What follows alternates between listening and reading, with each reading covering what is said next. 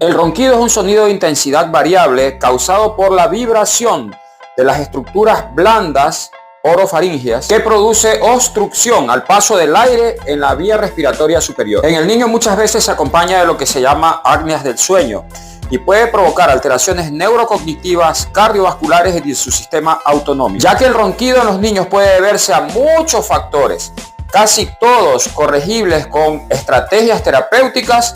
Lo que me queda decir como conclusión sobre el tema de ronquido de los niños es: si tu hijo o hija ronca más de 3 veces a la semana y por más de 3 semanas, llévala al pediatra. No pierdas tiempo.